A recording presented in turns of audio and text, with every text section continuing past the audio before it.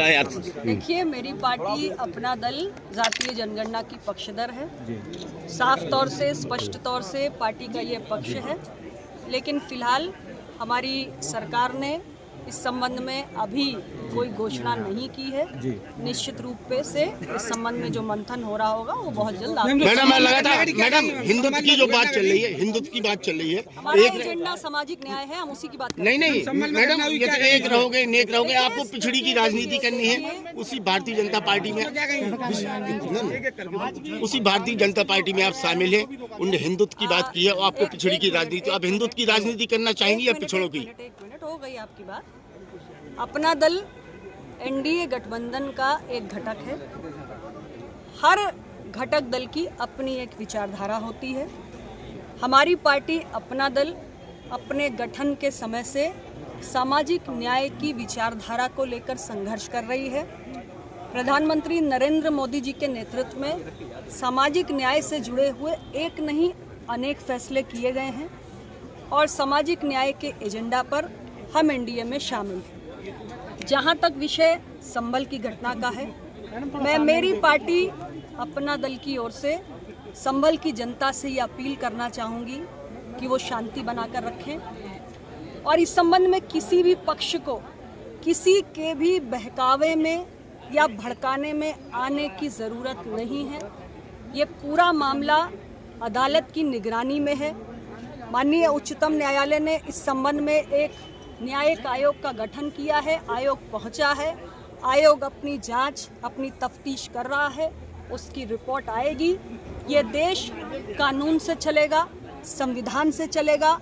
सभी पक्ष धैर्य का परिचय दें और अपना दल स्पष्ट रूप से ये कहता है कि जांच की जो भी रिपोर्ट आएगी, आयोग की जो भी फाइंडिंग्स आएंगी, जो भी दोषी है उसे बख्शा नहीं जाना चाहिए। मैडम, आपके पॉलिटिकल एजेंडे में सामान्य वर्ग का क्या रोल है? क्या कहेंगी? आपके पॉलिटिकल एजेंडे में सामान्य वर्ग का क्या रोल है? वो भी चल रही है।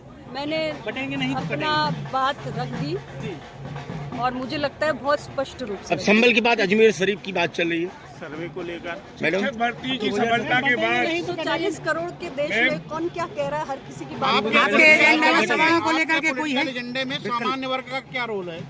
हमारी पार्टी सामाजिक न्याय की बात करती है। सामाजिक न्याय में पिछड़ा, दलित, सामान्य वर्ग का रोल क्या है? कुचला वर्ग जो है, हम उसके हक अधिकार की लड़ाई लड़ते हैं और जो भी हमारा सामान्य वर्ग का साथी अपना दल की विचारधारा से सहमत है, वो पार्टी में आए और दबे कुचले वर्ग को मजबूत करने के लिए योगदान दे। उसका स्वागत। एक रहेंगे, सेम रहेंगे, क्या कहेंगे आप इस पर? एक रहेंगे, न्यायपालिका में भी ओबीसी आरक्षण होना चाहिए।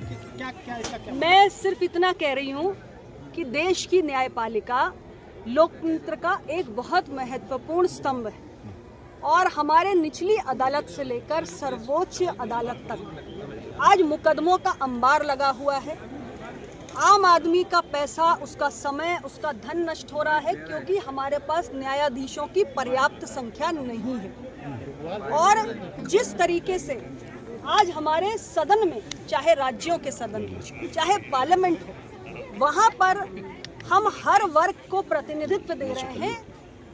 लोकतंत्र की मजबूती के लिए न्यायपालिका में भी हर वर्ग का प्रतिनिधित्व होना चाहिए। सोशल डाइवर्सिटी इन जुडिशरी, न्यायपालिका में सामाजिक विविधता, ये अपना दल की सोच है और इसको हम निरंतर समाज के बीच में आपके नेता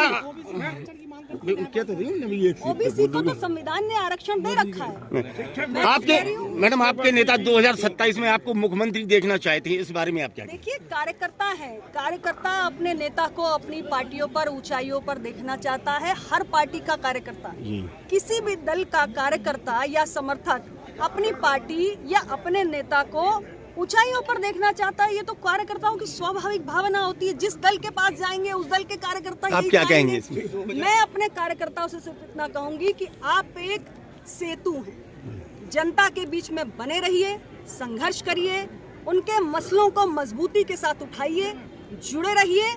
बाकी वक्त पर आरक्षण में आपका आर्थिक आधार का कोई